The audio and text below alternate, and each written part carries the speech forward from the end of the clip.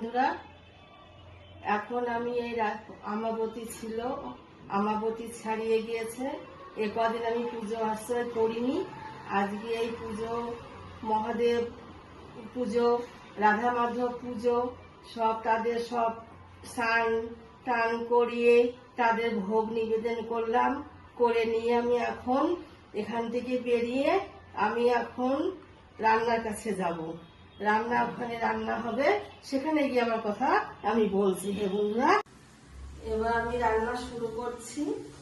এবার আমি আগের যে ভিডিওগুলো পাঠিয়েছি, এখন যে ভিডিওগুলো করব, তোমরা আমাকে কমেন্ট করো, সাপোর্ট করো, কমেন্ট করো। সবাই আমাকে চেষ্টা করো, সবাই কমেন্ট করো, যাতে আমি আগে এগিয়ে যেতে পারি।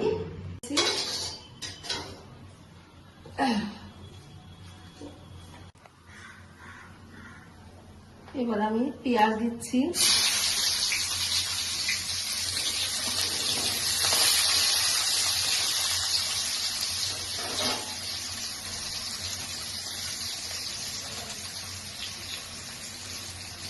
লঙ্কা দিচ্ছি।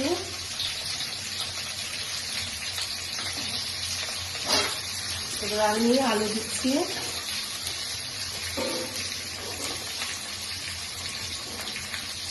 এবার আমি টমেটো দিচ্ছি।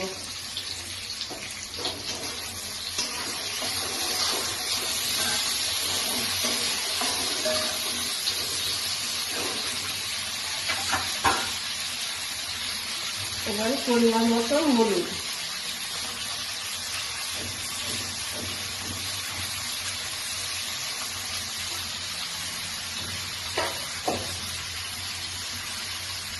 এবার স্বাদ মতন লবণ।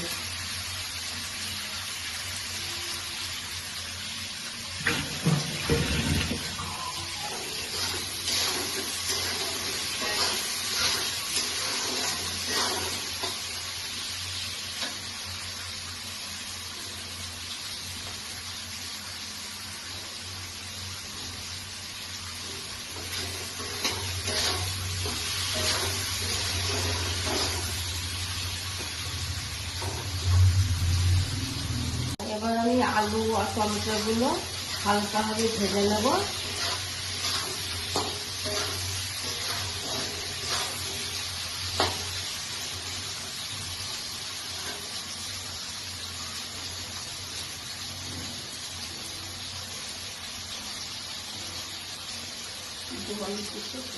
আমি সজনে ডাঁটা দিচ্ছি।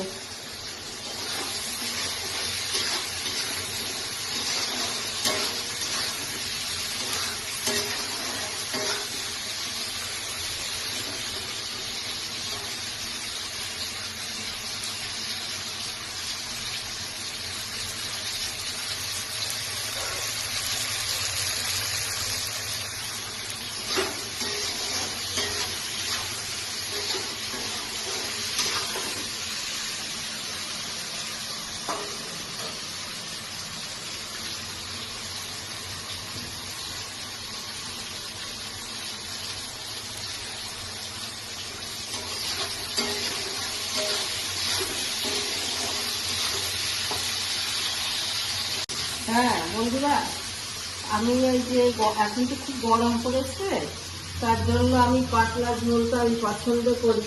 আর আমি বলবো সবাই জন্য আমার মতো এরকম সজনে ডাঁটা দিয়ে, আলু দিয়ে, টমেটো দিয়ে এরকম আপনারাও এরকম পাতলা ঝোল খাবেন, তাতে আপনাদের শরীর স্বাস্থ্য ভালো থাকবে। আচ্ছা, এবার আমার ভাজা হালকা ভাজা হয়ে গেছে। এবার আমি জল দেবো।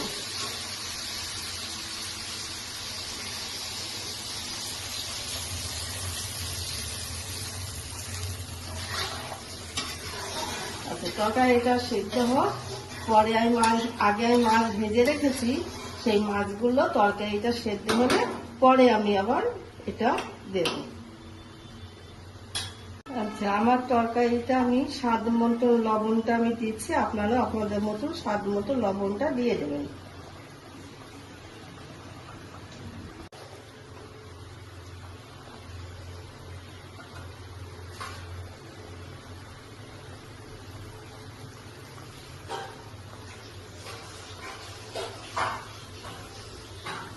আমি ওই মাছের ঝোলে ওতে আমি এখন একটুখানি জিরে গুঁড়ো করে দিচ্ছি।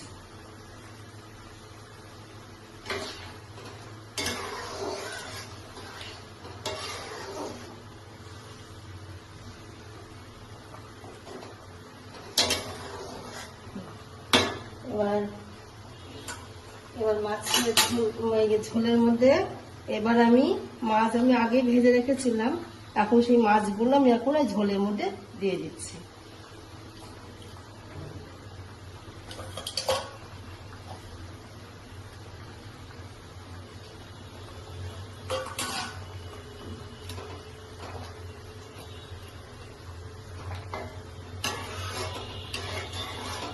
এবার একটু ফুটে উঠলে পরে তারপরে আমি নামিয়ে নেব।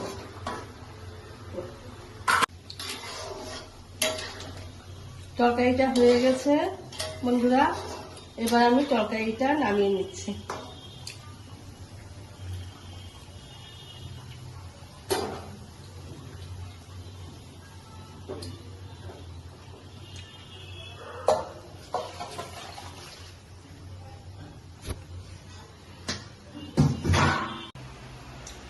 বন্ধুরা মাছের ঝোলটা আমি নামিয়ে নিয়েছি। আমি যেমন এরকম পাতলা ঝোল করেছি গরমেতে, এই গরমের সময় আপনারা সবাই এরকম পাতলা